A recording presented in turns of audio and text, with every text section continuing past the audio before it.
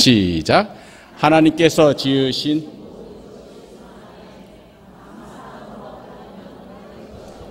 아예 외울 각오하고 눈 감고 한번 해봅시다. 시작.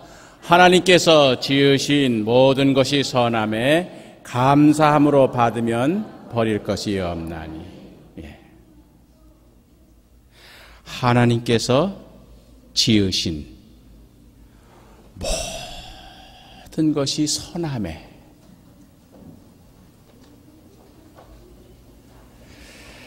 저는 역사학도로서 제일 중요한 성경 구절이 창세기 1장 1절입니다.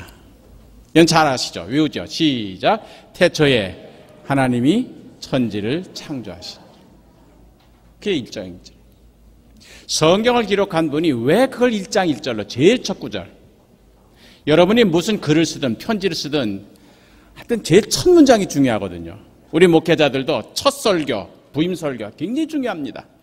우리 신학교 시절에 신학교에서 첫 번째 설교했던 거, 애기 전도사 시절 처음으로 회중들 앞에서 처음 설교한 거 평생 잊혀지질 않습니다. 위대한 하나님의 말씀을 기록하는 성경 기자가 제일 첫 번째 권 창세기, 제일 첫 번째 장 1장, 제일 첫 번째 줄 1절, 성경에 기록된 모든 말씀 중에서 제일 핵심. 다시 시작. 태초에 하나님이 천지를 창조하시더라. 이 얘기는 뭐냐면, 천지라는 얘기는 하늘과 땅, sky and earth 그런 뜻이 아니라 천지간에 이루어진 모든 일을 누가? 하나님이 지으셨다. 이게 신앙 고백이에요. 천지간에 이루어지는 모든 일 중에 하나님의 계획 속에 들어가지 않는 일 있다 없다? 없다. 이 세상에 이루어지는 모든 일들이 누가? 하나님께서. 이게 신앙 고백이에요. 오늘 우리가 이 자리에 온 것도 이덕주 목사가 요즘 종기 때문에 약간 좀 불편해요. 이 불편한 몸을 이끌고 이 수원 종로교회에 온 것, 안희선 목사님이 초청해서 온 거다? 아니다.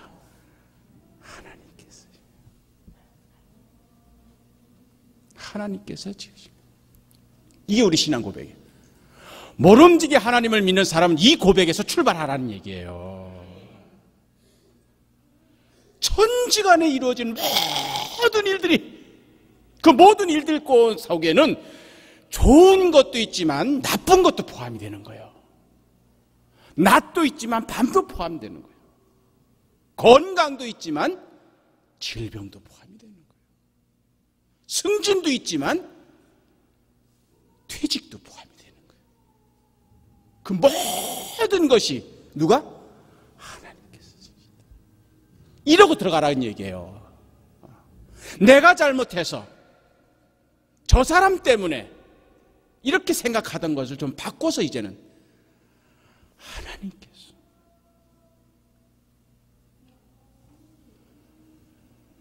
바로 그 말씀을 받아서 디모데에게 주신 말씀. 하나님께서 지으신 모든 것이 어떠매? 선하라는 거야. 그 모든 것이 다 선하다. 하나님의 창조물 속에는 선하지 않은 것이 없다. 그러니 그 모든 것 속에는, all the thing이라고 하는 이 말 속에는 밝은 것만 있는 것이 아니라 어둠도 있는 것이고, 잘 되는 것만 있는 것이 아니라 못 되는 것도 있는 것이고, 올라가는 것만 있는 것이 아니라 내려가도 있는 것이고, 그 모든 것을 감사함으로 받으면 버릴 것이 없나니.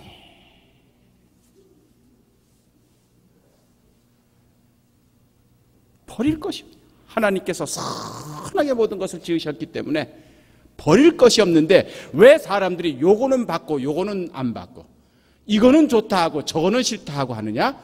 마음에 뭐가 없으니까? 감사함이 없으니까. 감사함으로 받으면은 다 받아들일 수가 있는데, 내 마음에 감사가 있으면은 모든 것을 하나님께서 지으신 것이기 때문에 밝은 것도 받고 어두운 것도 받고 잘 되는 것도 받고 못 되는 것도 받고 다 할 수 있는데 내 마음에 감사가 없으니까 이거는 받지만 저거는 안 받겠다.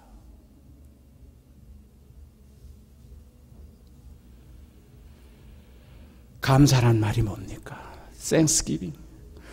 감사는 언제 나올까요? 이것이 하나님께로부터 비롯된 것입니다 할 때 감사가 나오는 겁니다. 이 모든 것이 하나님께로부터 시작된 것입니다 하는 그 믿음, 그 깨달음이 있을 때 감사합니다. 여러분이 세상 살아가면서도 직장 상사에게 감사하는 이유는 뭐예요? 뭔가 그 직장 상사에게 여러분에게 뭔가 좋은 일을 해줬기 때문이잖아요. 여러분의 부모에 여러분이 감사하는 이유가 뭐예요? 부모님이 여러분을 위하여 희생하고 계속 부모님의 사랑이 거기서부터 나오기 때문에 그 근원을 찾아가서 감사하는 것 아닙니까? 10명의 문둥병자가 고침을 받았지만 그 중에 딱 한 사람만 주님에게 온 거예요. 다른 9명은 다 어디 갔습니까? 딱 한 사람만 주님에게 찾아온 겁니다. 왜요? 그 사람은 이 은총이 누구에서부터 비롯되었는지를 알았기 때문에 자기 몸이 고침을 받은 이 은총의 기원이 어디인 줄 알기 때문에 그 기원을 찾아간 거예요. 그래서 주님에게 온 겁니다. 다른 사람들은 감사가 없었던 겁니다. 우연으로 돌려버린 거예요. 아니면 때가 돼서 난 걸로 착각한 겁니다. 아니면은 주님이 그 은총의 기원인 줄 알면서도 시간 핑계대고 다른 거 더 중요시하기 때문에 은혜의 기원으로 찾아오지를 않았던 겁니다. 감사는 그 은총의 사랑의 기원이 어디에서 비롯됐는지를 알 때 나오게 되는 겁니다. 저희 학교에 교수들이 한 30명 있는데 그 중에도 여자 교수 한 분이 굉장히 믿음 좋은 분이에요. 진짜 믿음 좋은 분. 이분은 이화대학 영문과를 졸업하고 그 다음에 이제 저희 학교 와서 영어를 가르치시는 분인데 뭐 얼마나 신앙이 좋은. 잠깐 교수 연구실에 보면은 출입문에다가 성경 구절 딱, 이 감신 교수들 가운데 그런 사람이 별로 없어요. 성경 구절을 그냥 써놓고 연구실 안에 들어가면 여기저기 성경 구절 붙여놓고 뭐 하여튼 평신도인데도 교회에서 뭐 부목사 이상으로 사역을 하고 얼마나 뭐 신앙이 얼마나 뜨거운지 모르겠어요. 그런 선교단체 출신이에요. 그러다가 이제 우리 학교 교수로 왔는데 하여튼 뭐 기도 열심히 하고 성경 봉사 열심히 하고 또 뭐 성경 공부 지도도 학생들 얼마나 또 잘하는지 몰라요. 막 영어 성경 공부 지도를 또 얼마나 열심히 한대. 근데 작년 여름에 얼굴이 좀 침울해졌어요. 그 왜 그렇게 됐는가 하고 이제 우리 동료 교수들끼리 같이 식사하면서 물었더니 아이를 늦게 낳았어요. 늦게 결혼을 했어요. 공부하느라고. 그래서 늦게 아이를 하나 낳았는데 그 아이를 학교 오다 보니까 남편이 직장 나가고 그래서 어린이집에다 맡겼는데 어린이집에서 이 아이가 이 경기가 나는 거를 제때 응급조치를 못 해가지고 이 아이가 결국은 뇌수막이라고 하는 병에 걸려서 그렇게 해서 결국 자폐와 비슷하게 될 수밖에 없는 그런 상황이 된 거예요.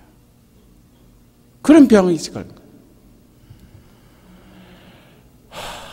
이 교수가 얼마나 낙담을 했는지, 얼마나 실망을 했는지.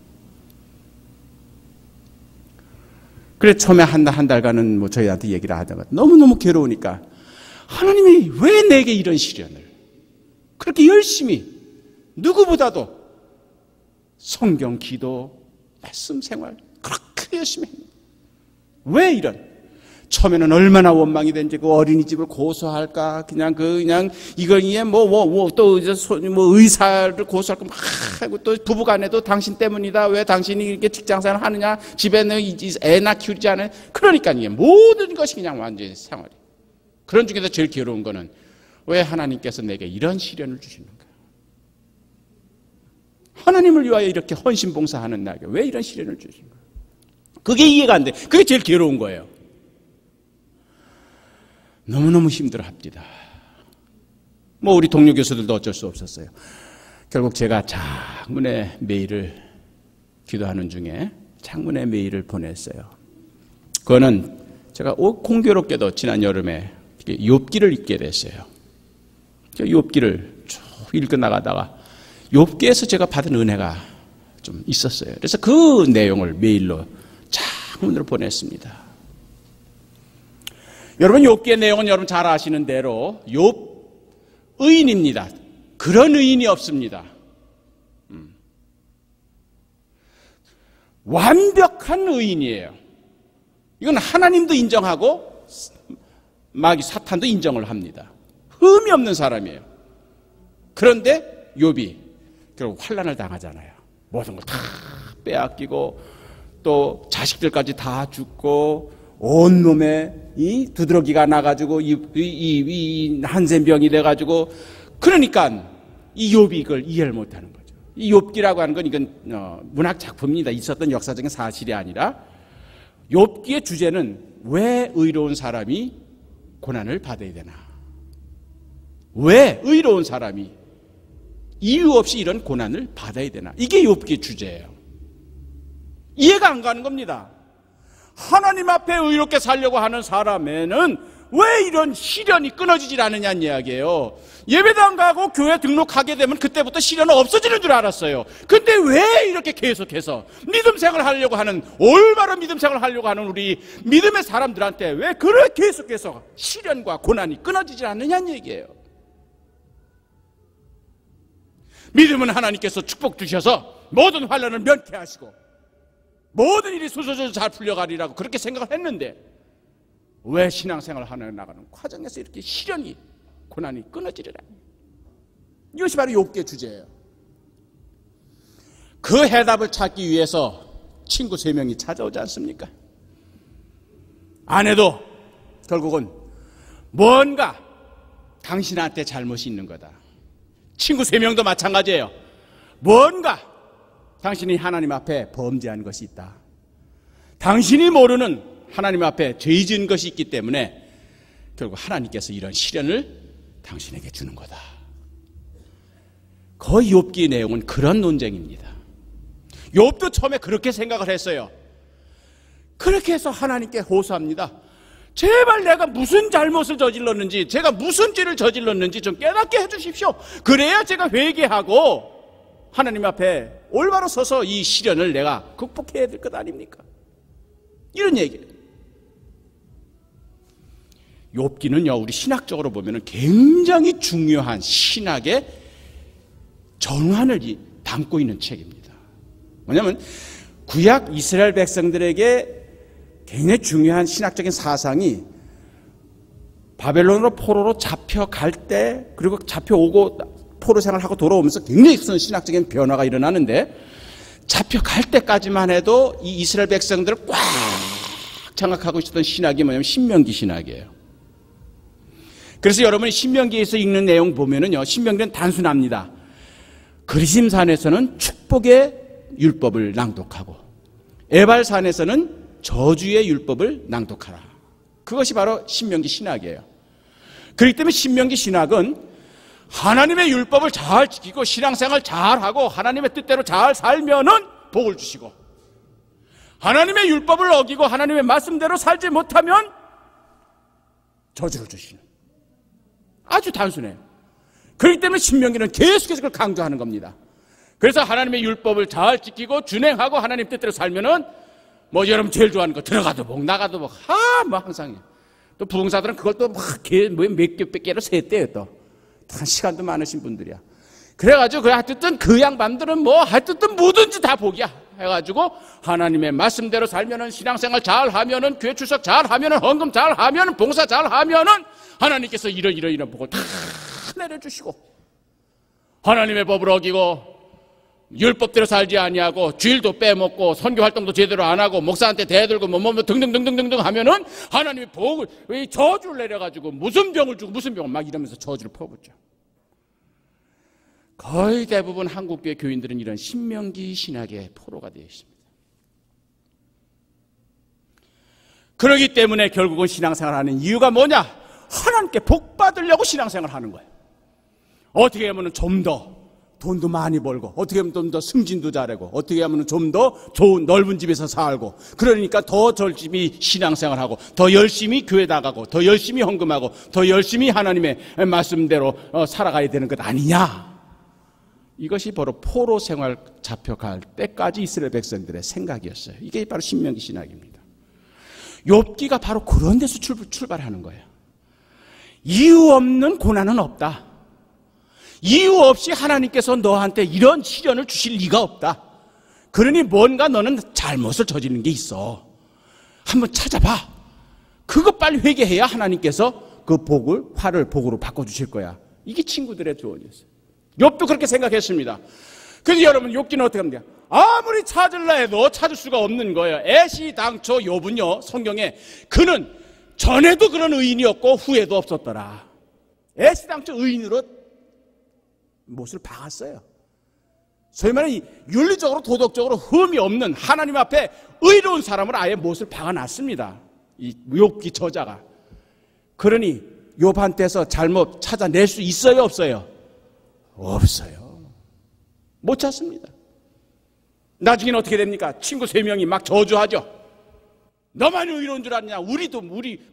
나도 너만큼 산다. 해가지고 결국 위로하려고 왔던 친구들이 서로 등을 돌리고 썰렁해진 거예요.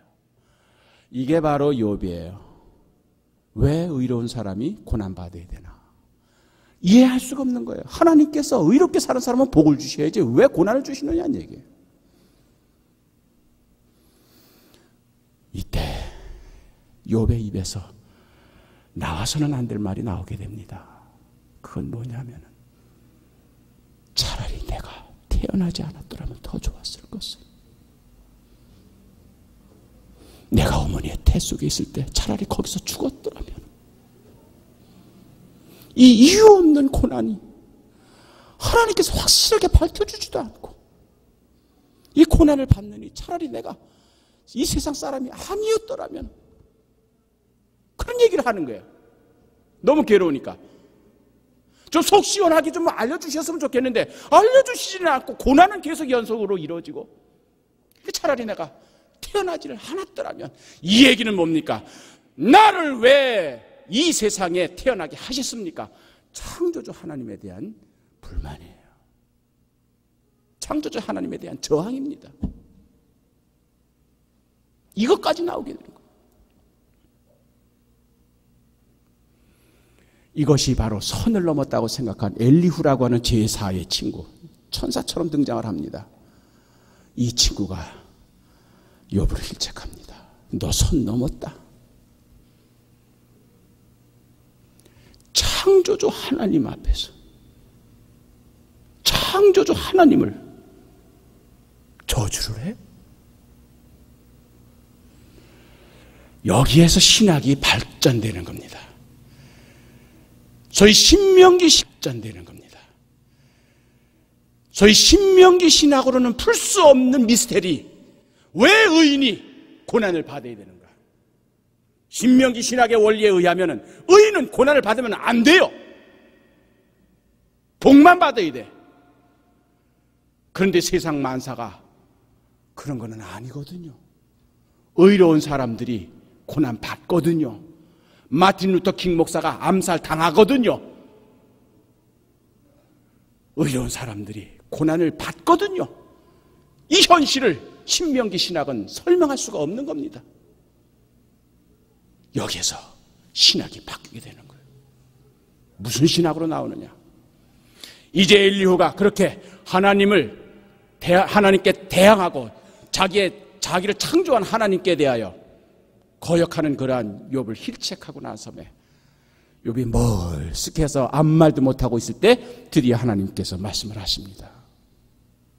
하나님께서 욥에게 뭐라고 하십니까? 네가 진 죄 너 몰라 진짜? 너 아무 날 아무 시에 너 이런 짓 저질렀잖아. 너 그거 까마득하게 잊고 있었구나. 숨겨져 있던 죄를 밝히시는 게 하나님의 말씀 아니었어요.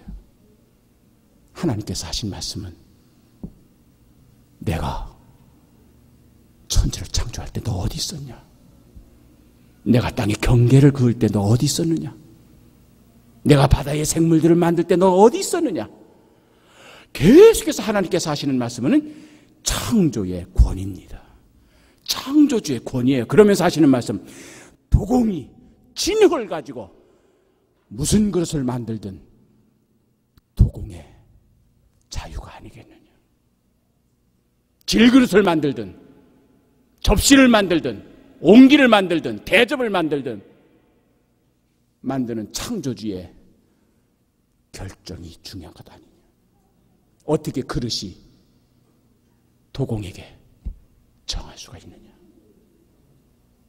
이 말씀을 하신 겁니다.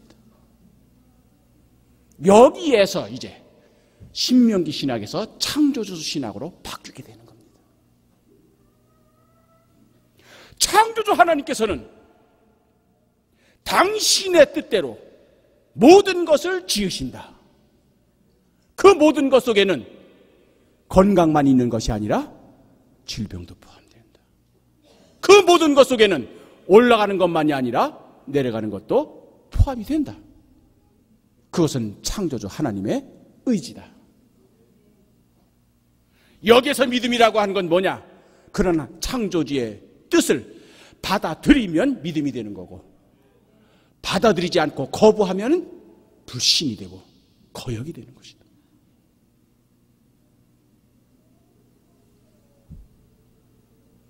내게 이루어지는 이 시련과 고난의 원인을 내가 알 수는 없지만 이것의 연원이 하나님께로부터 비롯되었다는 사실을 인정할 때 받겠습니다. 이 고난을 제가 받겠습니다. 거기서 믿음이 나온다는 이야기예요. 좋은 것만 냉큼 받아서 먹는 것이 아니라 때로는 쓰디 쓴 잔도 받아 마실, 때로는 쓰디 쓴 잔도 받아 마실 줄 아는, 내게서 이 잔이 비껴져 가기를 원하지만 이것이 아버지로부터 온 것이라면은 내가 이 잔을 마시겠습니다 하는 그 믿음.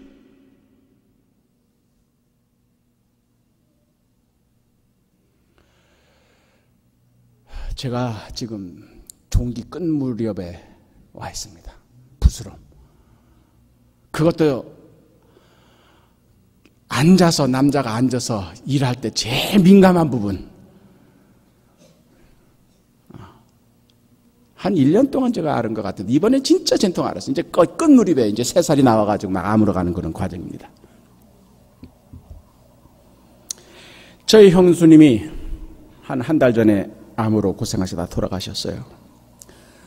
그리고 한 주일 후에 제 사랑하는 제 후배 목사 부인이 또 암으로 고생하다가 갔어요. 목사 부인 둘이 너무 말기에, 암 말기에 고통스러워하는 그 모습을 목격하면서 너무 힘들었습니다.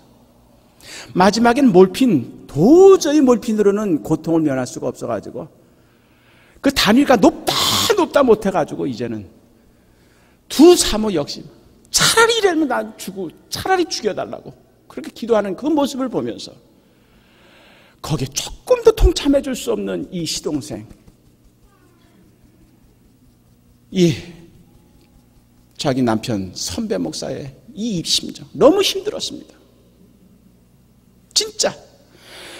그래서 저는 주여, 그 고통 조금이라도 제가 좀 이렇게 좀 나눌 수가 있으면 좋겠습니다. 그래서 일단 데려가실 영혼인데 그 고통 조금이라도 좀 저한테 좀 넘겨주시고 조금은 좀 감면해 주십시오.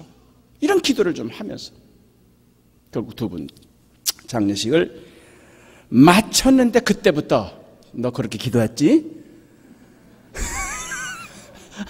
그러더니 아마 종교 알아보신 분은 알 거예요. 벌이 침 쏘듯이 따끔하거든요. 그 부위가. 그러면 이제 그게 한 사흘쯤 되면 빨갛게 이제 이렇게 발진이 됩니다. 이게 이제 내가 여러분에게 노하우를 알려드리는 겁니다. 그때 손 대지 마세요. 조금 발전된 다음에 이명래고약을 딱 사세요.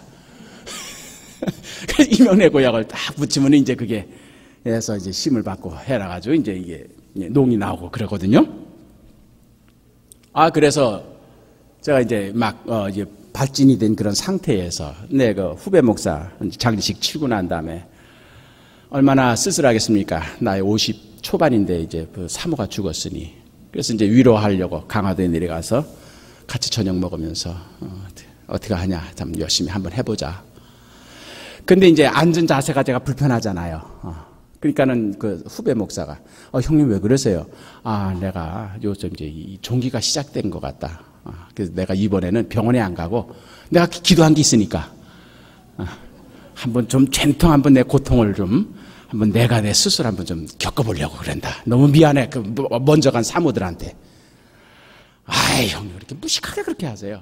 그랬더니 이제 후딱 밥 먹고 갈 때가 있대. 했더니 이제 강화도 북부에 있는 어떤 조그만 교회로 데려갑니다. 거기 했더니 이제 한 나이 60대 중반 넘은 그런 목사님이 계신데 그분이 이제 그런 벌침을 하는 분이야. 그러더니 날 그러고 데려간 거야. 그러면서 이제 그 약초 그걸 또 이렇게 또 해가지고 하여튼 자연 섭생으로 다 병치료하는 거 그걸 연구를 하시는 분이야. 그러니까 그쪽 보면 이제 돌팔이지. 이쪽 목사로서는 능력 있는 분이지만.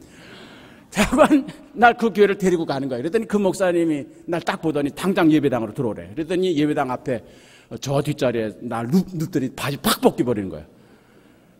이거 목사님 벌침 세 방만 맞으면 끝낸다는 거야. 그러더니 벌을 가지고 와가지고 세 방을 거기 환부에다가 놓았는 거예요. 나 예배당에서 뻘거벗고 벌침 맞은 사람이요.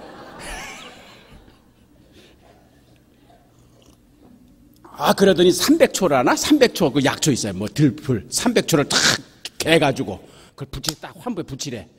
그것도 또 알코올로다가 이제 알코올이랑 같이 해야 되는 거야. 그래가지고 이제 그걸 또 이게 수염도 기르고 진짜 도사같이 생긴 목사님이에요. 그래서 또 그런 줄 알고 또 이게 내가 또 한 내일이면 다 끝난다는 거예요. 시키는 대로 했죠. 벌침 맞고 300초 붙이고 웬걸 이게 그냥 건드린 거야 이게. 제가 1년 동안 이 종기를 알았는데 이번에는요 나중에 크기가 이만큼 커가지고 구멍이 12개가 구멍이 그것도 정확히 12개입니다. 12개 구멍에서 막 농이 나오는 거예요. 얼마나 그냥 썽이 나가지고 벌침 맞으니까 썽이 나가지고 그냥 확 쑤셔 나가는데요. 와, 이 종기 이 쑤시기 그러니까 막 골목 갈 때 그때 막 온 몸에 팍팍팍 하면서 쑤시는 거 있죠. 너무너무 힘들어요. 그렇게 해가지고 아주 진통 앓기 시작을 하는 거예요. 수요일 날은 제가 오전 오후 계속 수업이 있고 목요일 날은 야간 수업까지 있는데 너무너무 아픈 거예요. 그래서 할 수 없이 제가 그래도 병원에 안 갔습니다. 제가 그 기도한 거 그것 때문에 병원에 가면 쭉 찢어가지고 뭐 하겠죠. 근데 이제 이번에는 한번 내가 그 고통을 두 목사 사모의 그 고통을 내가 한번 좀 같이 분담한다 그랬으니까 그 분담 차원에서 그러니까 기도 한 번 할 거 아니에요, 여러분들. 어쨌든 그래가지고 전통 이제 한번 아파보자 해가지고 했는데 이 수요일 날은 도저히 참을 수가 없었어요. 그래서 아내한테 진통제 좀 없어요. 그 진통제를 약국에서 사다가 결국은 먹고 진통제는 한 20시간은 갑니다. 그래서 이제 그 진통제 때문에 고통을 조금 면하고 이제 수업을 하려고 버스를 이제 학교 가기 위해 버스 딱 타는 순간적으로 우리 주님 십자가에 달려 돌아가실 때 로마적 병정이 신포도주에 몰약을 타서 그걸 해융에 적셔가지고 예수님 입에 대니까 우리 예수님께서 그것을 거부하신 그 대목이 퍽 하고 내서 귀에 머릿속에 떠오르는 거예요. 지금 진통제 먹고 이제 그 진통제 바람에 이제 몸에 좀 약간 이제 그 몽롱해지는 그런 상태에서 버스에 타는데 그 말씀이 딱 생각이 나는 거예요. 전까지는 신포도주에 쓴 몰약을 그거를 로마 병정이 해융에다가 적셔가지고 예수님 입에 대니까 그 맛이 얼마나 그게. 그러니까 그래서 맛이 없어가지고 예수님이 고개를 돌린 걸로 이렇게 생각을 했는데 그게 아니었더라고요. 그것이 바로 몰핀이었습니다. 그것이 바로 고통을 멈추게 해주는 진통제였던 겁니다. 그렇기 때문에 십자가 사형틀 아래는 항상 그게 예비되어 있는 거예요. 생짜배기로 십자가에 지금 못을 박아 놓은 거거든요. 그러면서 창자국이 또 찔렸으니까 피가 계속 얼마나 고통스럽겠습니까 이게. 손끝에 가시 하나 박혀도 아파가지고 쩔쩔매는데 생짜배기로 양손과 양발에 못을 박고 창으로 허리를 찌르고 머리에는 가시면류관이 찢어내고 온몸이 고통스러울 때 예수님의 못을 박았던 그 로마 병정이 그래도 불쌍해서 자비지심으로 일찍 그 고통을 면하라고 해용에다가 몰약을 적셔가지고 신포도주에 된 거예요. 그 몰피는 간을 급속하게 기능을 죽이기 때문에 죽음을 더 빨리, 그러면서 고통을 느끼지 못하게. 이게 사형수에게 베푸는 마지막 자비입니다. 차라리 고통을 빨리 면하게 되라. 그런데 우리 주님이 그걸 거부하셨다는 이야기예요. 이 대목이 깨우쳐지면서 얼마나 버스 타고 40분 동안 학교 가는데 내가 부끄러운지, 우리 주님은 그 몰약을, 신포도주에 탄 그 몰약을 거부하시면서 그 고통을 그냥 고스란히 받으셨다는 이야기. 왜 그랬을까요? 이게 로마 군인이 주는 고통이 아닌 거예요. 우리 주님한테는 유대인 대제사장 때문에 지금도 고통당하는 게 아니에요. 우리 주님에게는 우리 주님 이유 없는 고난입니다. 완벽한 하나님의 아들로서 죄와는 관계없는 그분이 지금 고난당하시는 겁니다. 신명기 법전에 의하면 이해할 수 없는 고통을 주님이 지금 당하고 계시는 거예요.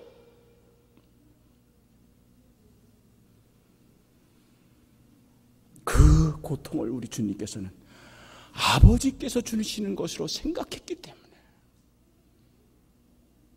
그 쓰디쓴 잔이 로마 군인이 주는 것이 아니라 아버지께서 주시는 것으로 알았기 때문에 우리 주님은 그걸 거부하지 아니하시고 편법 쓰지 아니하시고 그걸 고스란히 받아들이셨다. 그 쓴 잔.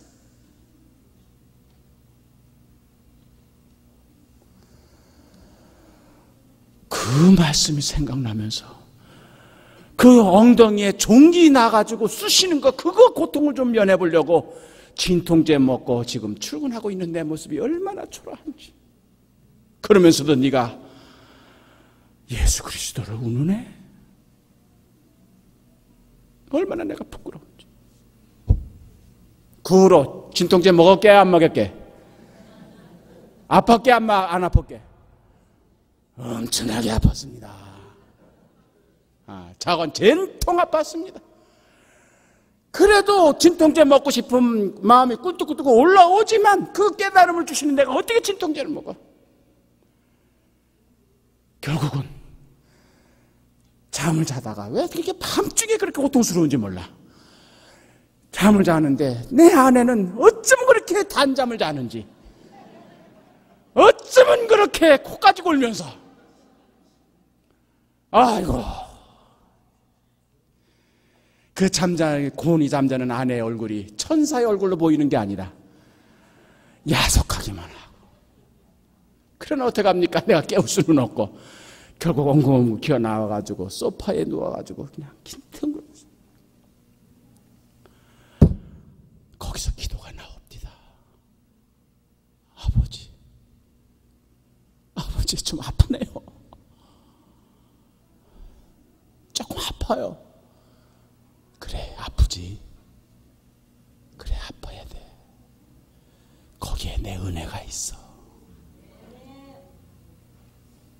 거기에 내 은총이 있는 거야. 너 요즘 조금 건방졌어. 여기저기서 너 강사로 초청한다고 너 조금 요새 건방 떨었자. 알았어요. 이제 안 그럴 거야. 아이고, 수원종 높게는 약속해 놓은 거니까 그것만 가고요.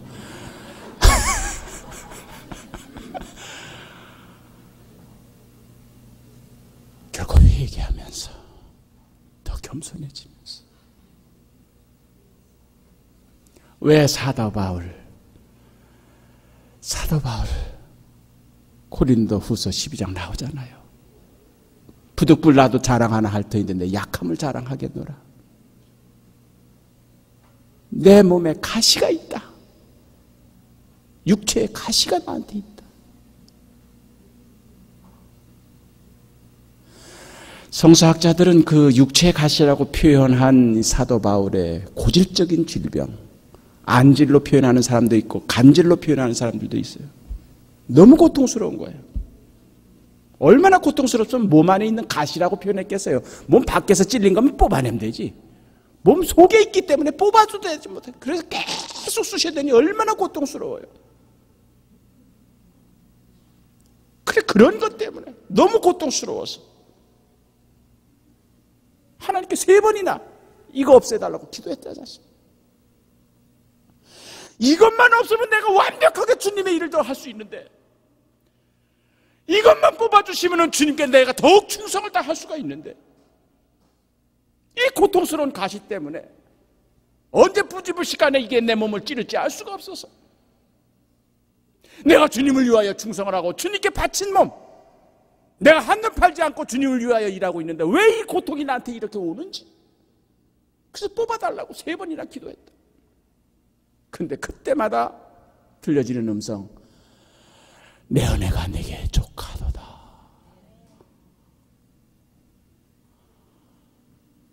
내 능력은 약한 데서 강해지는 것이다. 그래서 사도 바울이 그 가시의 의미를 나로 하여금 받은 은총이 너무 커서, 그 앞전에 뭐합니까? 내가 아는 어떤 사람이 괄호 열고 그가 몸 안에 있었는지 몸 밖에 있었는지 괄호 닫고. 왜 사도 바울이 그 얘기를 했냐면요, 고린도 교회는 소위 말하는 은혜 받았다는 사람들끼리 얼마나 자랑들을 많이 하는지, 방언했네, 신유 은사를 받았네, 나는 예언을 하네, 나는 능력을 받았네, 뭐 나는 지식이여 뭐 뛰어나네, 얼마나 자기네들끼리 받은 은사를 그냥 립다 자기네들끼리 싸우는지. 그래야지 교회가 분열이 일어나고 파당이 갈라지고, 그러다 보니까 이거는 하나님의 은혜로 여기지 아니하고 그걸로 교회 분열이 일어나는 거예요. 이거는 성령의 역사가 아닙니다. 그 얘기를 듣고 사도 바울이 화가 나가지고 쓴 편지예요.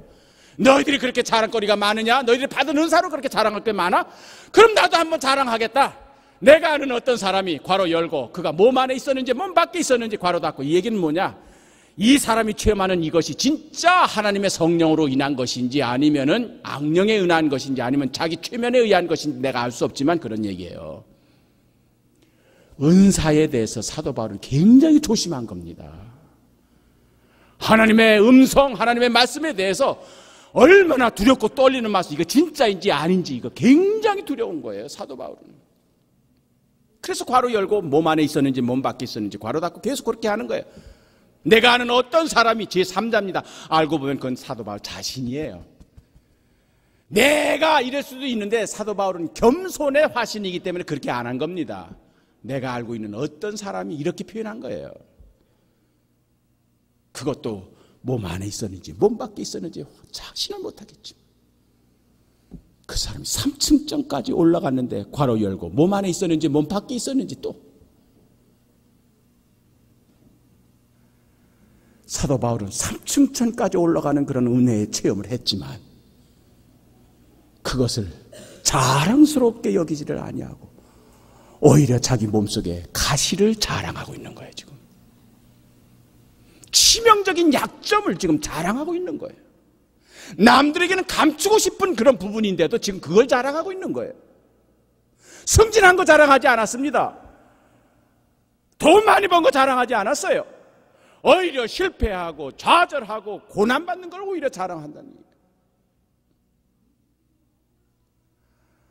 하나님께서 나로 하여금 내가 받은 은혜가 너무 커서 나로 하여금 자고하지 않게 하시라고. 내가 교만해서 하나님의 은총에서 멀어질까? 하나님께서 용서하고 용서해도 용서하지 못할 죄가 딱 하나가 있는 게 바로 교만입니다. 내가라고 하는 그거예요. 나만큼 이런 거예요. 우리 교회에서 나보다 이거예요. 하나님께서 그 죄만큼 용서를 못 하신다는 거예요. 그래서 나로 하여금 내가 자만의 죄에 빠질까 봐 하나님께서 내 몸에 가시를 넣어 주셔가지고 내가 약간 교만할 즈음 되면은 꼭 찌르신다는 얘기야. 그래서 아이고 여러분도 아파봐요. 아프면은 낮아지게 돼 있어요. 아이고 이런 사람은 없어요. 아이고 낮아져요. 그래서 사도 바울이 뭐라고 합니까? 이것이 내게서 떠나가지 않게 해달라고 기도를 바꿨어요.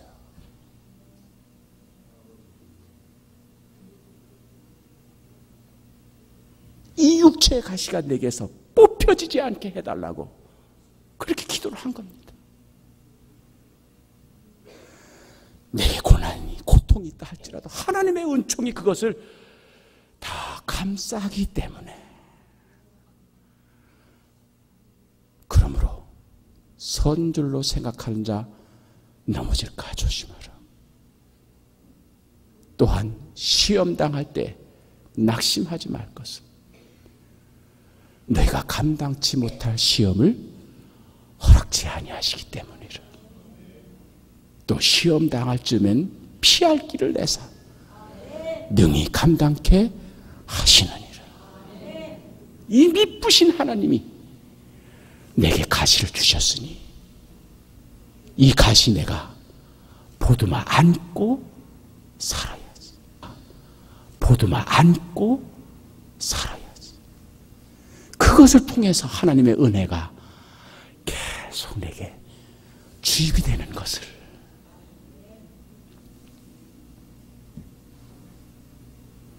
하나님이 지으신 모든 것이 선합니다.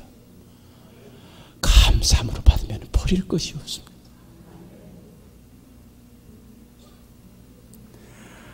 사도 바울 선생님께서 그래서 이제 디모데에게 내가 목회를 하는 모든 과정에서 당하는 모든 일들이 왜 내게 이런 시련이, 왜 내게 이런 환난이, 왜 내게 이런 고통이, 이런 때가 있을 것이지만은 그 모든 것도 하나님께서 지으신 선하신 목적에 의해서 너에게 주어진 것이니 감사함으로 받으면은 버릴 것이 없나니.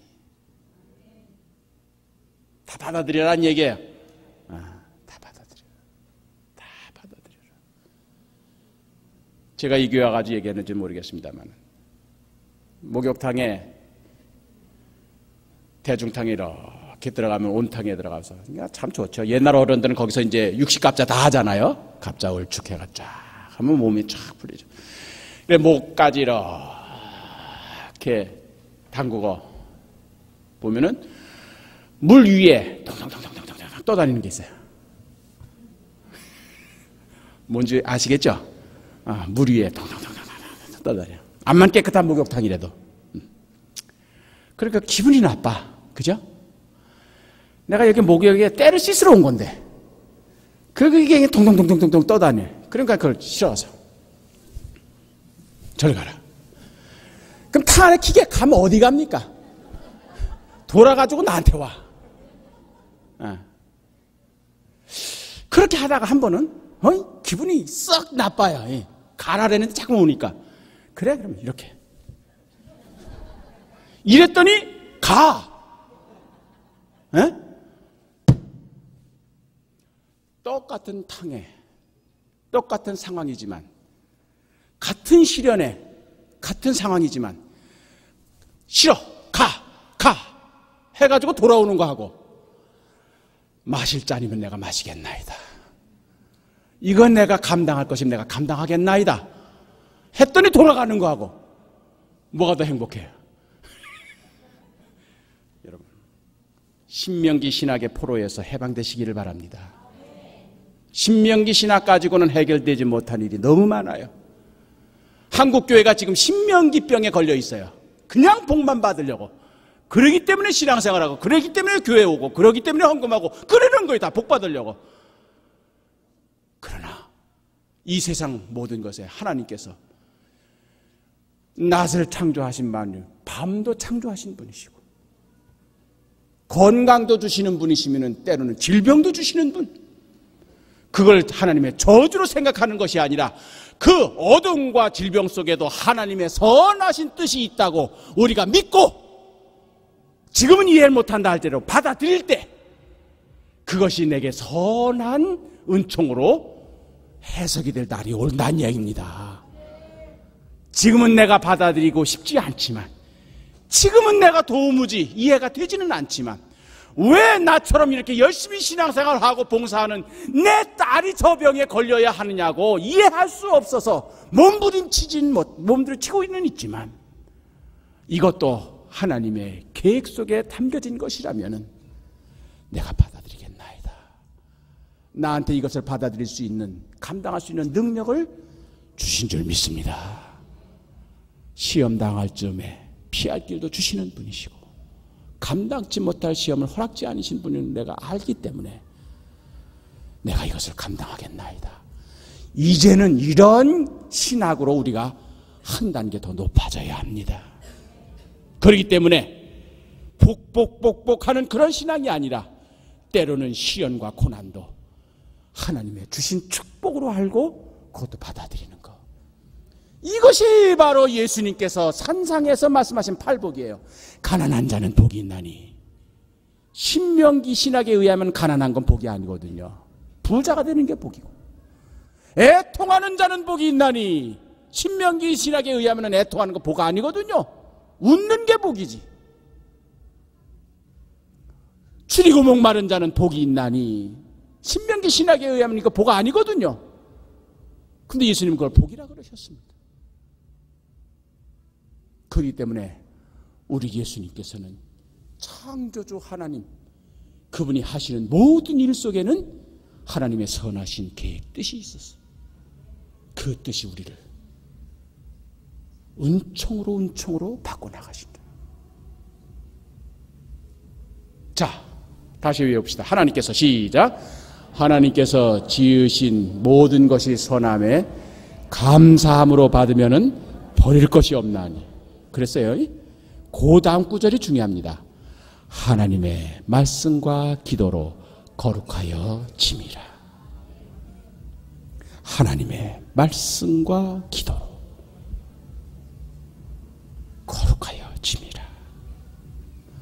거룩, 카도시, 구별. 하나님이 제일 바라시는 제물. 우리를 교인으로 삼으신 것을 우리 성도로 만드시려고 하는 거예요. 거룩한 사람으로. 우리가 지금 예배 드리는 것도 거룩한 시간. 우리의 물질도 하나님께 바치면 거룩한 물질이 돼. 내 몸도 하나님께 바치면은 내 몸도 거룩한 것이 되는 거예요. 속된 것에서 거룩한 것으로 바뀌는 것이 신앙생활의 목표예요. 하나님께서 모든 만물을 선하신 뜻대로 지으셨다는데 그 선하신 뜻이 뭐냐? 거룩해지라는 거예요. 거룩해져라 너희들. 그것이 바로 하나님의 선하신 뜻이에요. 당신의 형상으로 우리를 지으셨습니다. 그게 바로 거룩한 모습이에요. 우리가 매일매일의 삶 속에서 하나님의 거룩한 형상으로 회복되고 거룩한 모습으로 점점 변화가 될 수 있는 길은 뭐냐? 딱 두 가지밖에 없다는 거예요. 뭐예요? 하나님의 말씀과 기도로. 두 개 외에는 거룩해질 수 있는 길이 없다는 얘기예요. 이게 가장 단순한, 그러면서도 가장 결정적인 거룩, 말씀과 기도로. 말씀과 기도로. 말씀과 기도는 항상 같이 가야 합니다. 동전의 양면처럼 말씀 읽으면서 기도하고, 기도하면서 말씀 읽고, 이 두 가지 같이 가게 될 때 우리의 생각이 거룩하게 바뀌고, 우리의 말투가 거룩하게 바뀌고, 우리의 생활 습관이 거룩하게 바뀌게 되어 있는 거예요. 말씀과 기도로. 말씀과 기도.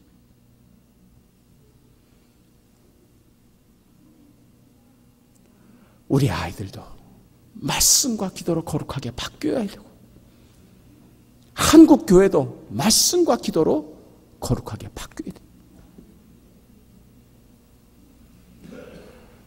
저는 수원종로교회 우리 안 목사님, 제 존경하는 선배 목사님인데 한 3년 전부터 제가 이렇게 오는 것 같아요. 목사님 많이 잘 불러주시는데 제가 신학교 시절부터 늘 존경하는 그런 목사님인데 와가지고 쭉 목사님 목회하시는 얘기를 들어보니까 참 정확하게 지금 한국 감리교단이 필요한 그런 목회기를 지금 가고 계시는구나. 다른 건 몰라도 성경을 많이 지금 읽는다면요. 우리 수원종로교회 성경을 그렇게 많이, 이게 지금 한국교회 필요한 부분이거든요.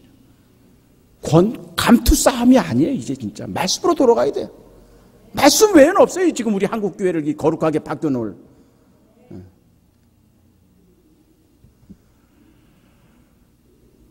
제가 한국교회사를 얘기할 때 많은 사람들이, 제가 한국교회사를 공부한다니까 많은 사람들이 이제 질문하는 게 도대체 한국교회는 왜 그렇게 급속하게 부흥하고 성장했느냐. 목사님 이제 좀 화면 좀 띄워주실래요?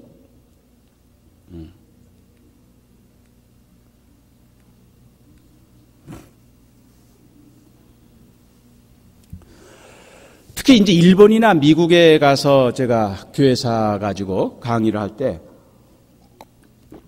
외국 신학자들이 항상 던지는 질문 중에 하나가 뭐냐면, 아시아에서 제일 늦게 기독교를 받아들인 나라가 코리아, 한국인데 지금 전 세계에서 선교사를 두 번째로, 요즘 이제 또 미국보다도 추월했다 그랬다, 어떤 통계에는 자금 제일 많이 보내는 나라고, 어쨌든 마을 구석구석에 교회가 없는 데가 없고 이처럼 기독교가 부흥된 이런 예가 없다는 거예요. 그 원인이 뭐냐? 그걸 이제 저한테 자꾸만 물어요.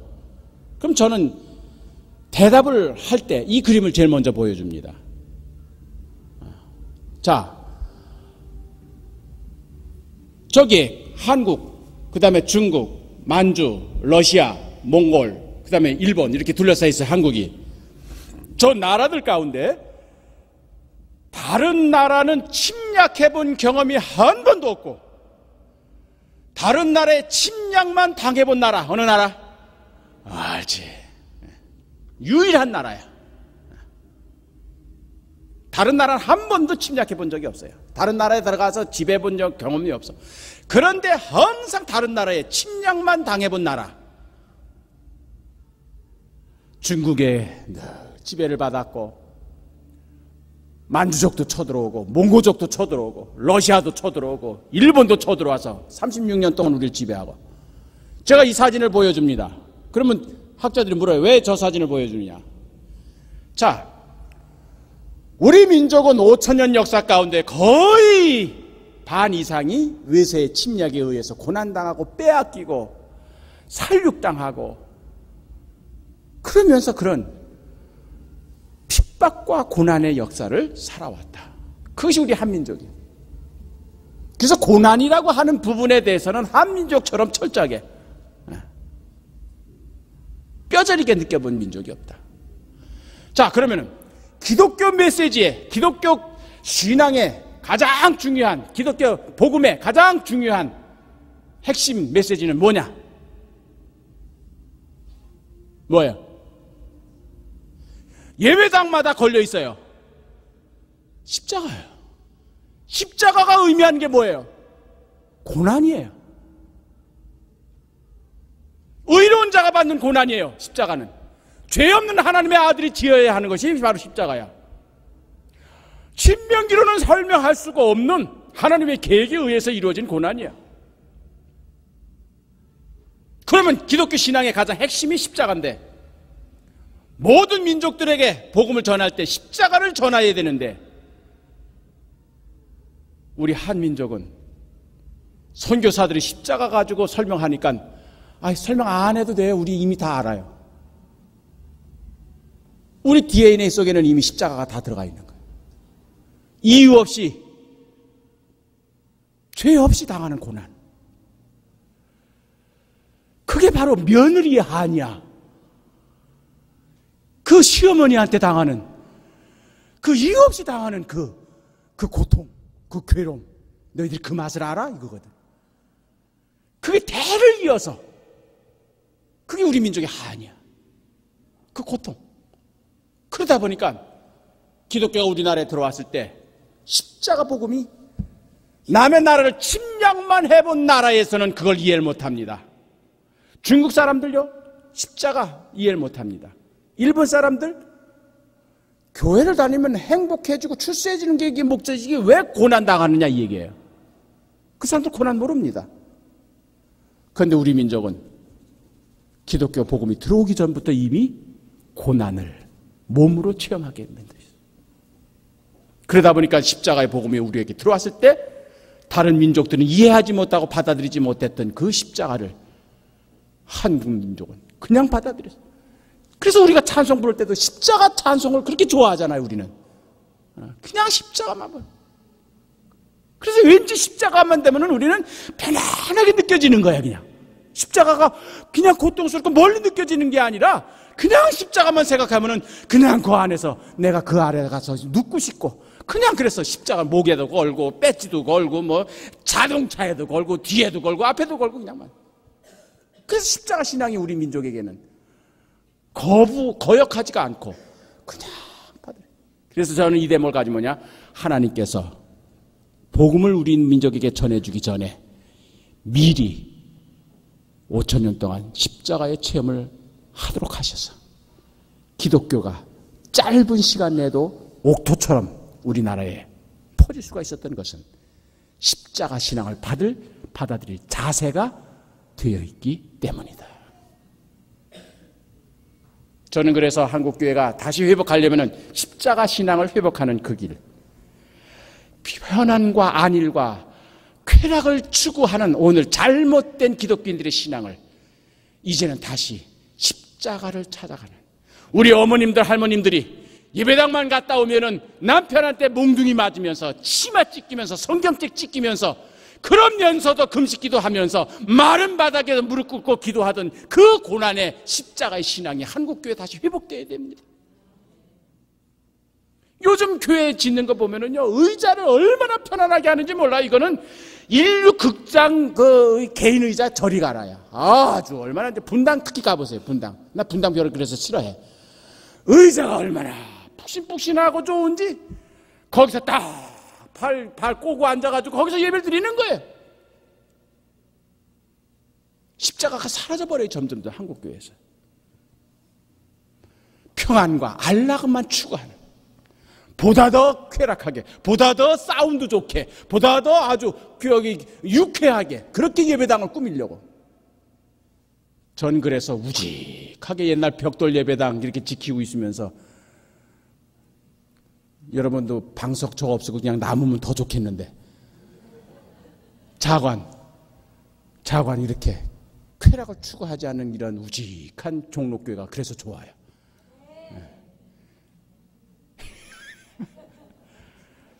그래요. 십자가를 회복해야 합니다.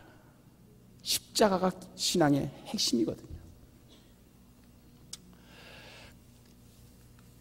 우리나라에 들어왔던 첫 번째 규칠라프라는 선교사, 개신교 선교사입니다. 안면도에 내려왔을 때 저분이 우리나라에 한 달 동안 머물면서 이제 조선정부에 어떻게든지 개항하려고 애를 쓰다가 못했는데, 그분이 안면도에 내려서 제일 처음에 한 게 뭔지 아세요? 성경을 번역하는 일이었습니다.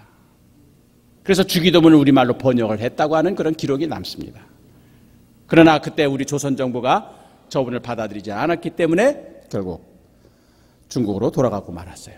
그 다음에 1866년 토마스 목사님, 저분이 미국 제너럴 셔먼호라고 하는 미국 무역선을 타고 대동강까지 오셔서, 그리고 저분이 이제 그 평양 주민들에게 공격을 받아서 그 배가 불타고, 그때 다 승무원들이 희생당하면서, 이 토마스 목사님도 그때 배 타고 계셨다가 통영으로 오셨다가 다 희생되시는데, 마지막 저분이 목숨을 잃으면서 마지막까지 뿌렸던 성경책이 중국에서 인쇄된 한문 성경책이에요. 그러니까 한국에 왔던 선교사들은 어떻게 하든지 한국 민족에게 말씀을 전하려고 애를 썼던 거예요. 이게 저는 한국인에게 참 복된 거라고 생각을 합니다. 말씀을 전하려고 해요. 우리 한국 개신교의 특징을 말하면 전 두 가지로 봐요. 첫째는 성경이 먼저 번역이 되는 거예요. 사람이 먼저 들어오지 않고 말씀이 먼저 들어왔다. 그리고 두 번째 특징은 외국 선교사가 먼저 들어온 것이 아니라 한국인 구도자들이 먼저 만주나 일본에 가서 복음을 접하고 들어와서 전했다. 이게 두 가지 특징이에요. 제가 왜 이것을 말씀드리냐면 한국 교회가 부흥하고 성장하게 된 배경, 아까 십자가의 복음을 받아들일 수 있는 그런 마음밭을 미리 우리가 갖췄다는 게 첫 번째고요. 두 번째는 뭐냐? 사람이 먼저 들어온 게 아니라 성경이 먼저 들어왔다는 거예요. 이것 좀 중요시합니다. 왜냐하면 사람은 실수할 수가 있어요. 아무리 완벽한 목회자라도 실수를 할 수 있어요. 그럼 실수를 하면은 그가 전하는 종교에 흠집이 있는 걸로 생각을 해요. 근데 성경을 통해서 기독교를 알게 되면 성경은 흠집이 없습니다. 성경은 완벽합니다. 그렇기 때문에 말씀을 통해서 기독교를 이해하면은요, 거기는 오류가 있을 수가 없어요. 그게 바로 우리 민족이 말씀을 통해서. 존 로스라고 하는 스코틀랜드 선교사예요. 1874년경부터 이제 저 만주 영구라고 하는 그런 해안 도시에서 선교 활동을 하고 계시던 분인데, 저분이 본래 이제 스코틀랜드 장로교 선교사님인데 만주 사람들, 중국 사람들한테 선교하려고 오신 분이에요. 근데 중국에서 3년 동안을 선교했는데도 선교 결과가 없어요. 중국 사람들 특징이 뭐예요? 우리는 빨리빨리, 중국 사람들은 만만대. 이 중국 사람들은요, 이거 얼마나 이게 도저히 그냥 우리는 빨리빨리 하는데 저 사람들은 만만. 그래서 개종자가 없어요. 개종자를 얻기가 어렵고 3년 동안 그렇게 했는데. 그래서 이 양반이 좀 실망이 된 거죠. 그러다가 이제 고려문이라고 하는 데가 있습니다. 이 만주 심양에서 봉천에서 우리나라 의주까지 오는데 중간에 있는 국경도시예요. 그래서 왜 거기에 고려문이면 고려 사람들, 조선 사람들이 가서 거기서 무역을 하거든요. 그게 그 국경 마을이에요. 그래서 거기는 중국 사람들, 한국 사람들이 상인들이 모여가지고 서로 물물 교환하는 그런 국제 무역 도시예요. 조그마한 마을입니다. 그래 거기 선교 여행을 간 거예요, 존 로스 목사님이. 그래 뭐 가가지고 이제 중국 사람 간 거예요, 존 로스 목사님이. 그래 뭐 가가지고 이제 중국 사람들한테 이제 전도하려고 간 거예요. 그 국경 마을까지 간 거죠. 근데 거기서 조선 사람을 처음 본 거예요. 의복이 다르잖아요, 조선 사람하고 이 만주 사람들이. 의복 언어도 다른 거예요. 그러니까는 로스 목사가 이게 다 중국 땅인 줄 알았는데 이상한 민족이 있다. 그러니까 이제 자기 통역한 중국 사람한테 물어본 거예요. 저 사람들은 어디 사람이냐 했더니 저 아래 압록강 강. 저 사람들은 어디 사람이냐 했더니 저 아래 압록강 강 건너에 조선이라는 나라에서 온 상인들이라는 얘기예요. 그럼 저 사람들 중국말 아느냐? 조금 무역하기 때문에 안다. 그러면 같이 가서 전도하자. 해서 그 조선에서 의주 사람들입니다. 의주에서 건너간 이 상인들이 묵고 있는 여관집에 가가지고 이제 전도를 하는 거예요. 로스 목사님이 통역을 내세우고. 그것이 1874년의 일이에요. 그게 첫 대면이에요. 한국 사람들 처음 만나는 겁니다. 로스 목사님이 의주 장사꾼들을. 그리고 나서 영국에다가 선교 보고서를 냈는데 뭐라 하냐면 조선 사람들은 first impression, 첫 인상이 달랐다. 그거예요. 그러니까 중국 사람들은요, 여러분들도 요즘 많이 잦았습니다. 중국도 올림픽 하는 바람에. 얼마 전까지면 중국 딱 돼서 북경이든 어디든 내려서 딱 택시 탔다 하면 제일 먼저 드는 인상이 뭐예요? 지저분하다. 머리 안 감거든요. 그 사람들, 택시기사들. 그냥 냄새는 또 얼마나 나는지, 그냥 뭐 여름에도 후뚝후뚝 우통 벗고 그냥 길거리에 많은 사람들, 뭐 이런 사람들이에요. 중국 사람들이. 요즘은 많이 낮았습니다. 근데 조선 사람들은 달랐다는 얘기예요. 눈빛이 전부 다 그냥 포달처럼 반짝반짝 빛나는 거예요. 조선 사람들은. 중국 사람들에 비하다 보니까. 여기 중국 동포 있나요? 좀 이해하고 들으세요. 조선족은 괜찮아요. 조선족은 예외야. 어쨌든 이게 좀 달라요. 그래가지고 이 로스 목사님이 조선족 보니까 딱 다른 거예요. 뭐 눈빛이 얼마나 반짝반짝 빛나는지. 이 중국 사람들을 하고 비교하다 보니까. 그러다 보니까는 이제 이 통역을 내세워서 설교를 하는 거예요. 설교를 하는데, 중국 사람들은 들은 척만척 하는데 조선 상인들은 딱 정자세로 듣는 거예요. 경청을 하는 거예요. 얼마나 이게. 그러면서 이게 진짜 다르다. 이게 진짜 이게 얼굴 모양은 비슷한데 왜 이렇게 다르냐. 그래가지고 그냥 열심히 이제 전도를 하는 겁니다. 예수 믿으면은 여러분 천당 갑니다. 천국 갑니다. 여러분 예수 믿으면 이제 복 받습니다. 하는데 그래도 흐트러지지 않는 자세를 끝까지 지켜보는 거예요. 얼마나 놀랐는지. 야, 뭔가 다르다. 아니나 달라. 설교를 끝냈더니 이 사람들이 와, 조선 상인들이 로스 목사님 앞으로 몰려 나오는 거예요. 벌써 개종하려나 보다. 자기는 3년 동안 중국 사람들한테 전도했는데 한 명도 개종자를 얻지 못했는데 이번에 첫 번째 만나가지고 첫 번째 설교했는데 저 사람들이 다 개종하려나 보다. 얼마나 흥분을 했는지. 근데 이 사람들이 쫙 나오더니 로스 목사의 옷을 만지면서 통역을 통해서 하는 말이 이 옷감 어디 가서 끊을 수 있느냐. 그러니까 이 장사하는 사람들이니까. 그러니까 이 옷감만 끊어가지고 조선 가서 팔면은 이건 돈 벌 수 있겠다. 영국 옷이니까 얼마나 좋아요. 런던 포고. 자, 그러니까 이게 얼마나 이게 로스 목사 황당한 거예요. 개종할 줄 알고 기다리는데 옷감 끊으려고 왔으니까. 기대를 한 만큼 기대를 하는 게 아니에요. 제가요, 첫 설교, 첫 목회를 실패하고 나서 깨달은 게 그겁니다. 첫 목회를 저는 아주 멋지게 실패한 사람이거든요. 멋지게 실패한 사람. 왜 실패를 했느냐? 내가 제일 설교 잘하는 줄 알았어요. 안희선 목사님도 그거 인정해. 내가 학교 다닐 때는 좀 날렸다는 거. 그래가지고 첫 목회, 개척 목회를 갔는데요. 저는요, 번역된 주석도 읽지 않았어요. 원서 주석으로 3권을 그냥 쫙 펼쳐놓고요. 완벽하게 서론, 결론 해가지고 착착 해가지고 또 예화, 우리 선배들이 5분마다 한 번씩 또 웃겨야 되는데 또 웃기는 예화 딱 조사해가지고 딱딱 집어넣고 설교를 읽어봐도 내가 봐도 이건 명설교야. 이야, 내가 어떻게 이렇게 설교를 잘하지? 이런 생각을 가지고 설교를 강대상에 올라간 거예요. 그런데 그럴 때마다 썰렁한 거예요. 그럴 때마다. 그때는요, 목회 초년병 때는요, 설교 끝나고 나갈 때마다 아유, 오늘 설교에 은혜 받았습니다. 그 말이 어쩌면 기다려지는지. 근데 저희 교회 교인들은 그렇게 인색했어요. 그 말 한마디에. 그 애기 전도사한테 좀 그 말 한두 마디 좀 해줬으면 좋겠는데. 가끔 가다가 어떤 권사는 아유, 오늘 전도사님 설교는 좋았어요. 웬일이세요? 근데 오늘 쓰신 예화는 작년에 썼던 거 똑같이 쓰셨대요. 이런 것만 얘기해요. 제 오만이 거기서 깨진 겁니다. 내가 설교를 잘하는 줄 알았어요. 그때 이제 제가 목회할 때 김재준 목사님 저희 친척이 되시는데 사돈이 되시죠. 그 한신대학 설립하신 분인데 그분이 이제 저한테 그런 이제 이 전도사님 목회 시작하시죠? 예, 목회 시작합니다. 콩나물 목회하시오 이러는 거예요. 콩나물 목회를 하려나 보고. 저는 시골에서 살았기 때문에 옛날 시골 목회자들이 가난해서 사모님이 콩나물 키우는 걸 제가 목사님 봤거든요. 근데 콩나물 부식비라도 좀 아끼려고. 제가 그래도 강남구 신사동은 아니더라도 이 은평구 신사동에서 지금 제가 개척을 합니다. 이게 콩나물 키우면서 그렇게 공짜 있는 목회는 아니에요. 그랬더니 나중에 해보면 알 거야. 콩나물 목회 어떻게 하는지. 제가 첫 번째 목회 실패하고 나서 콩나물 목회를 알았어요. 터득을 했어요. 콩나물 키우듯이 그렇게 목회를 해라는 얘기예요. 여러분 콩나물 키우는 거 우리 할머님 다 아시죠? 어떻게 키웁니까? 어디에다가? 시루에다가 뭘 넣고 콩 넣고 그 다음에는 물만 부으면 되는 거야. 그럼 시루에는 구멍이 숭숭숭 뚫려 있죠. 물을 부으면 어떻게 돼요? 쑥 빠져요.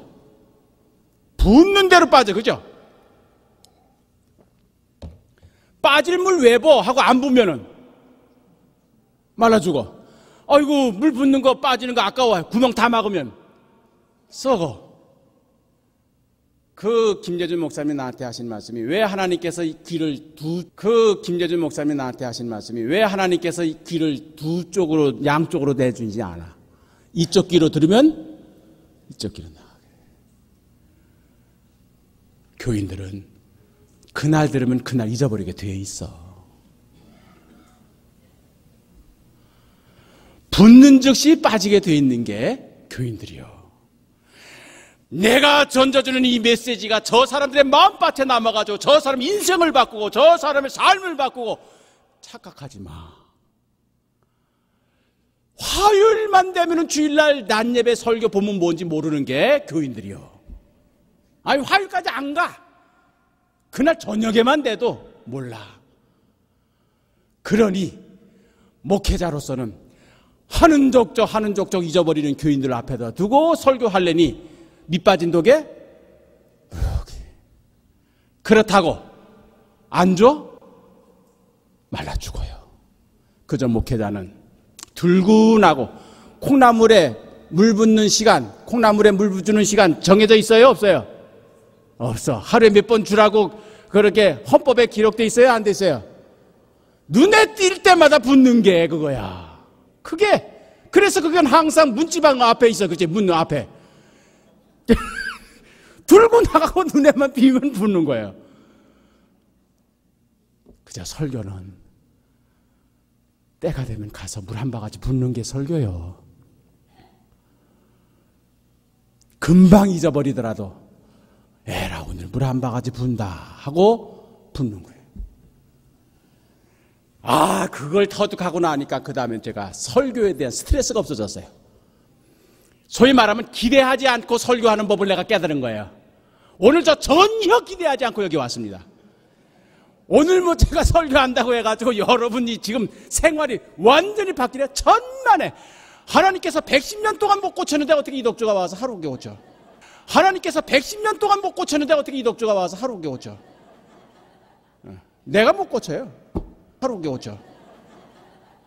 내가 못 고쳐요. 나는 그냥 오늘도 물 한 바가지 부려고 온 거예요. 그저 붓는 대로 빠지는 것 같이 보이지만 언제 자라나 자가지고 가가지고 재봐. 안 자라는 것 같아. 그런데 붓고 잊어버리고 하다 보면은 세월 지나다 보면은 자라는 거예요. 물을 주는 것이 목사 일이라면은 자라게 하는 것은 하나님이 하시는 일이에요. 그러니까 내 마음이 편안해지는 거예요. 네. 그래서 그저 물 붓는 심정으로 이게 아마 안 목사님이 수법인 것 같아. 그래가지고 그냥 매일 그저 물 한 바가지 분다는 생각 가지고 그 뚝심 하나 가지고 저분이 콩나물은 잘 키워요. 로스 목사님이 자기 설교가 저 사람들을 개종시킬 줄 알고 착각을 하고 그렇게 기대했는데 와가지고 옷감을 만지니 얼마나 실망이네. 그럼 거기 포기하면 영원히 안 되는 거예요. 그래서 로스 목사님 방법을 바꾼 거예요. 어떻게 바꾸느냐? 저 사람들 장사꾼들이다. 장사꾼들이 제일 좋아하는 게 뭐냐? 공짜. 그래서 저 사람들에게 제일 좋아하는 게 뭐냐? 공짜. 그래서 저 사람들에게 상품을 하나씩 나눠주다. 양초를 나눠줍니다. 양초. 옛날 양초가 얼마나 귀했습니까? 이 광솔불 그걸로 다 그냥 침침한 데서 그러다가 이 양초, 이 양자가 들어가는 건 다 좋은 거예요. 양말, 양과, 양산, 양복. 양자가 들어가는 건 옛날 다 좋아서 자관. 양은 냄비잖아요. 양아치. 그래서 이 양초를 하나 선물로 나눠주는 거예요. 이 장사꾼, 조선 장사꾼들한테. 그러니까 이 조선 장사꾼들이 양초를 가지고 얼마나 좋은 거예요, 이게. 근데 양초만 주는 게 아니라 한문으로 된 성경책을 같이 세트로 주는 거예요. 중국에서 인쇄된 신약 성경, 쪽복음. 그래, 그걸 같이. 왜냐하면 전도하려니까. 저 사람들이 다 장사꾼들이지만 조상들이 다 양반 출신들이야. 그래서 다 글을 읽는 사람들이야. 그래서 조선 사람들은 다 책을 좋아한다는 걸 안 거예요. 그래가지고 조선 상인들한테 주기 시작. 이제 1874년에는 그렇게 해서 실패하고 끝나고 1876년에 두 번째로 고려문에 가서는 그 방법을 쓴 거예요. 그래서 조선 상인들이 또 같이 가서 이번에는 양초하고 한문 성경하고 세트로 다 나눠주는 거예요. 그러니까 조선 상인들이 그 양초 받을 욕심에 다 양초를 가지고 가는데 이 성경책은 국경검문소에서 걸리면은 삼족이 멸하거든요. 대원군 시대니까. 그러다 보니까 이 성경책은 다 압록강에 버리거나 불태워버리거나 찢어버리거나 아니면은 중국 여관방에 놓고 그리고 양초만 가지고 들어가는 거예요.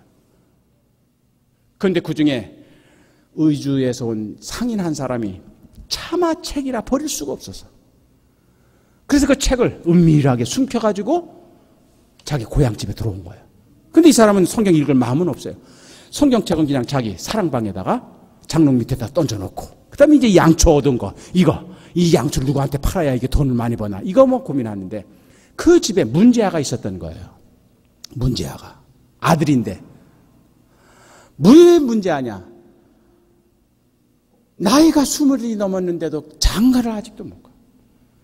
그리고 과거 시험 보라고 공부도 안 하고 아버지 따라다니면서 장사도 안 배우고 이게 문제예요. 그러니까 아버지 마음에 안 드는 거예요. 자관.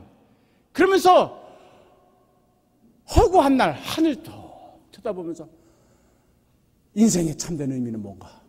왜 사람은 죽어야 하나? 뭐 이런 거. 이거 고민하는 게 이게 아들이야. 그러니까 어디서 용한 도사가 떴다 하면은 짐 싸들고 나가. 아니면 절간 가가지고 백일기도 하고 오고. 이게 종교심. 아니면 절간 가가지고 백일기도 하고 오고. 이게 종교심 취해 있는 거예요, 이 아들은. 그래서 이 진리, 종교, 참종교, 이거 참도가 뭔지 이런 것만 찾아다니는 그 아들이 하나가 있었던 거예요. 그러니까 이 아버지 속을 터지는 거야. 장사해가지고 돈 벌 생각은 안 하고, 돈 벌을 생각은 안 하고 맨날 그냥 그런 종교적인 문문. 근데 그 아들이 며칠 했다가 들어와 보니까는 사랑방에 가니까 못 보던 책이 있는 거예요. 신약 성경이에요. 경은 자기 전공이거든. 사수삼경 다 띄었고, 뭐 옥주경 띄고, 불경 띄고, 다 경은 자기가 지금까지 모든 경은 다 구해서 읽었는데 처음 보는 경이야, 이게 경. 이게 무슨 경인가? 마태복음을 쫙 폈어요. 그랬더니 거기 뭐가 나와요? 낳고 나오잖아. 족보. 아, 이거 족보 있는 집안 얘기구나. 족보가 중요하거든요, 우리 조선 사람들한테는. 그러다 보니까 족보로부터 시작되다 보니까는 이건 뭐 작은 어디 유대국의 어떤 그런 족보 있는 집안 얘기인 것 같아요. 그리고 쫙 읽어 나가는데 지금까지 자기가 읽었던 동양의 경전과는 다른 맛을 여기서 느낄 수가 있는 거예요. 뭐가 달라?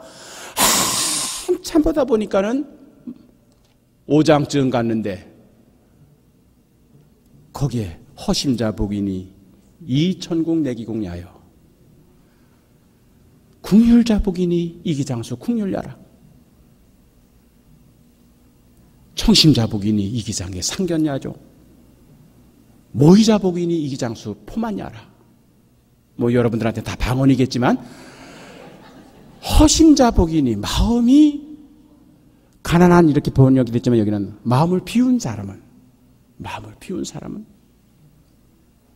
복이 있으니 그가 사는 세상이 곧 천국이 될 것이요. 이렇게 나온 거예요. 그러다 보니까는 이게 이 성경이 막 마음에 오는 거예요. 그래서 이 아들이 혼자 그걸 가지고 공부하기 시작하는 거예요. 소위 말하면 사경을 하기 시작합니다. 그걸 사경이라 그래요. 옛날 경 배우던, 그 경을 배우는 거. 옛날 우리나라 사경에 많이 그러잖아요. 사경이라고 하는 거는 서당에서 경전 배우듯이 그렇게 성경 공부를 한 거예요. 그러니까 경전을 서당에서는 어떻게 배우느냐? 무조건 외우게 했어요. 처음에 7살짜리, 5살짜리가 마을 서당에 가면 제일 먼저 배우는 게 뭐예요? 천자문. 하늘천 따지 가무련 누루황 지부집주 쫙 읽어 나갑니다. 그러면 5살짜리, 7살짜리가 뜻 몰라요. 그냥 외우는 거야. 그죠? 그냥 내쳐 외워. 그래서 그걸 다 띄어요. 띄었다는 얘기는 외웠다는 얘기야. 외우면은 떡한시로 해가는 거예요. 그죠? 엄마가. 그러면서 선생님한테 가가지고 이제 진급을 해요. 그러면 이제 소학으로 띄어요. 또 소학도 또 띄어요. 그 다음에 동문선수 보러 가요. 동문선수도 띄어요. 그 다음에 중용으로 가요. 중용도 띄어요. 대학, 논어, 다 띄는 거예요. 그러니까 머리가 좋은 아들은 그걸 빨리빨리 띄는 거예요. 이게 바로 서당에서 경 배우는 거예요. 왜 옛날 분들 그렇게 배우느냐? 물리가 트면은 그 뜻을 깨달아요. 물리가 트기 전까지 그냥 외우게 하는 거예요. 쫙 외우는 거예요. 그러면 대체로 12살, 15살 정도의 물리가 틉니다. 그러면 그 경문의 뜻을 그때서 깨달아요. 그래서 한시를 지을 수가 있게 돼요. 자기가 창작을 하게 돼요. 그 전까지는 무조건 외우게 하는 거예요. 그게 바로 우리 서당식의 경배운.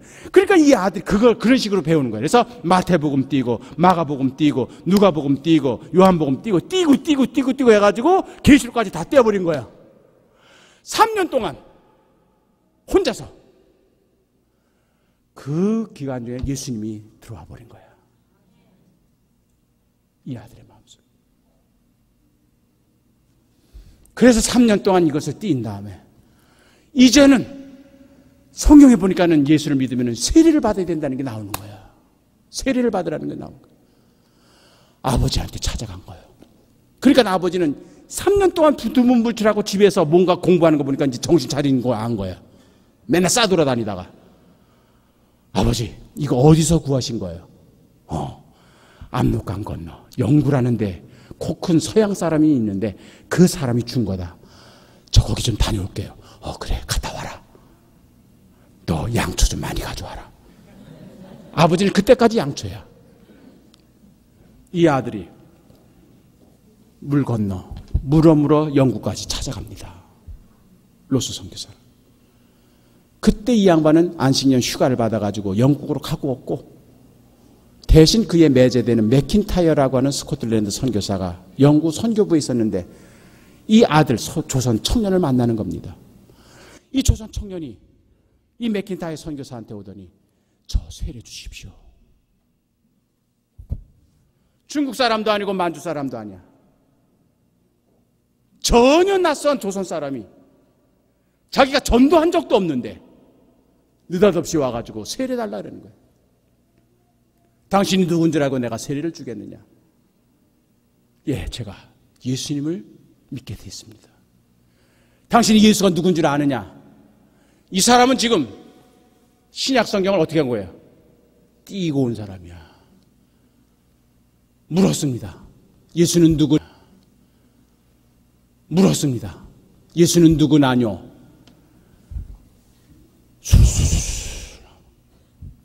교회는 무엇이나뇨? 띄고 왔으니까. 맥킨타이어 선교사 킹제임스 버전 마태복음 1장도 못 띈 사람이야.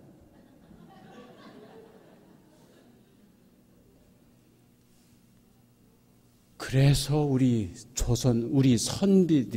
선배님들이 처음 신앙생활 할 때 이렇게 성경을 외우면서 한 겁니다. 외우는 게 그래서 중요한 거예요.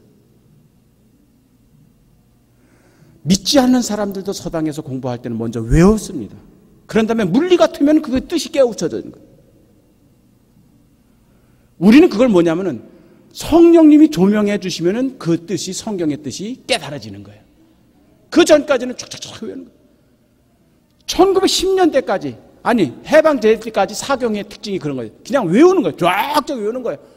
1910년대 우리 감리교 교단 기관지 신학월보라고 하는 잡지에 개성에서 사경회 한다고 하는 광고가 나오는데, 그 광고문에 뭐라고 나오냐면요, 이번 사경에 참석할 사람들은 누가복음 13장을 외우시오 이래.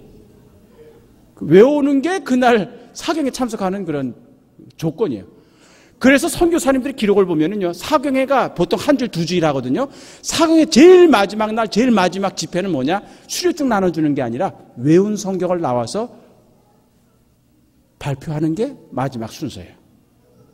그래서 외국인 선교사들이 와가지고 앉아있는 자리에서 60, 70대 노인네들이 와가지고 마태복음 5장, 6장, 7장 외우는 사람, 히브리서 11장 외우는 사람, 고린도서 13장 외우는 사람, 뭐 이걸 그냥 보지 않고 쫙쫙쫙 외우는 걸 보고 얼마나 놀라는지 선교사님들이. 그래서 선교사님들이 미국에다 그렇게 보고를 해요. 한국 사람들은 성경을 이상하게 공부를 합니다. 이해하려고 애를 쓰지 않고 외우려고 애를 씁니다. 이렇게 보고를 해요. 그러니까 외우려고 애를 쓴다는 거예요. 그게 선교사들이 이해가 안 되는 거예요. 자기네는 성경 구절이 이게 무슨 뜻인가, 이게 헬라어로 무슨 뜻인가, 이걸 막 파고 들어가는 그게 성경 공부인데, 한국 사람은 그걸 안 하고 그냥 외우려고 그러는 거예요. 그게 우리 전통이에요. 그래서 신약 성경 전부 다 외우는 그런 성경, 그런 사람들은 여러 명 나고 되는 거예요. 성경 암송대회가 있는 나라가 우리나라밖에 없어요. 전 세계에. 성경 암송대회가 있는 나라. 여름 수련회 때 가가지고 애들 성경 구절 못 외운다고 밥 안 주는 나라도 우리나라밖에 없어요. 그런데도 그걸 기뻐하면서 해요, 우리나라는. 미국인들이 보면 이거 인권 침해야. 성경 구절 못 외웠다고 밥 안 주기고 벌 세우는 거예요. 이게 바로 우리 조상들이 성경을 배우는 방법. 이게 우리 조선 황소들이 먼저 여물을 먹고 바로 소화시켜요? 아니에요. 되새김을 하는 겁니다. 외운 성경 말씀이 다시 내게 깨우쳐지게 될 때 그 에너지를 가지고 우리가 살아가는 거예요.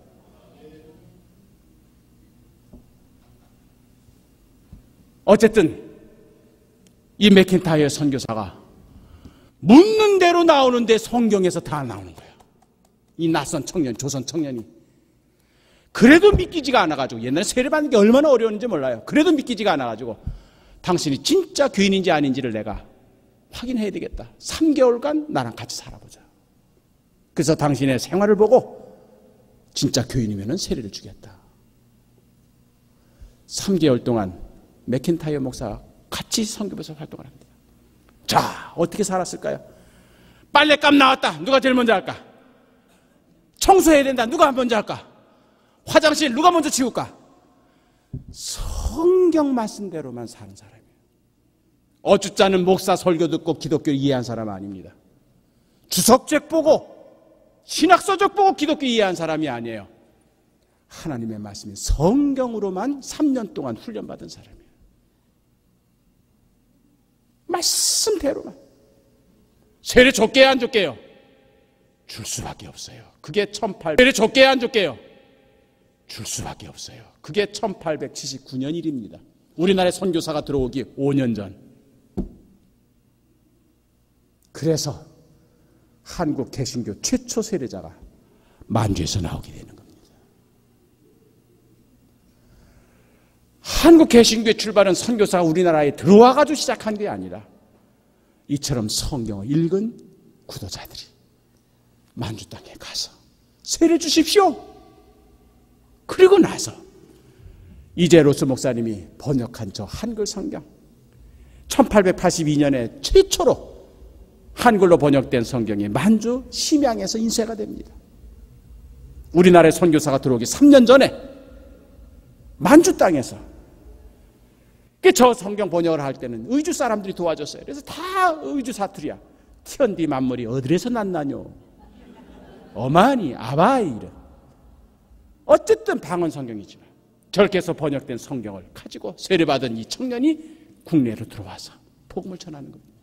자기와 같은 문제아들한테 세상은 바뀌고 있는데 이 바뀌는 세상을 이끌어 나갈 수 있는 종교가 없는 거예요. 지금까지 있는 유교나 불교는 안 돼. 새로 세상이 바뀌고 있는데 너무 기존 종교가 낡아, 너무 후져. 도저히 발전하는 세계를 끌고 나갈 수가 없어. 이 젊은 청년들이 고민하고 있는 겁니다. 젊은 세대들에게 메시지가 새로운 창조적인 생명이 있는 그런 메시지가 기존 종교에는 없는 겁니다. 이렇게 갈급해 있는 문제아들에게 저렇게 번역된 성경이 읽혀지기 시작하는 겁니다. 암암리 퍼져서 의지에서부터 비롯해가지고 남쪽으로 서울까지 그렇게 해서 이런 성경을 읽은 이 조선 사람들 가운데 선교사만 오면은 세례받겠다고 지원하는 사람들이 170명이 보고가 되는 겁니다. 이때 아펜젤러 목사님, 언더우드 목사님이 들어오는 겁니다. 그렇기 때문에 우리 민족은 하나님께서 예비하신 민족. 뭐로 예배느냐? 말씀으로 예배하셨다는 얘기예요. 사람이 들어와서 전도한 종교가 아니라 성경 말씀이 미리 옥토를 만들어 놨다. 그러니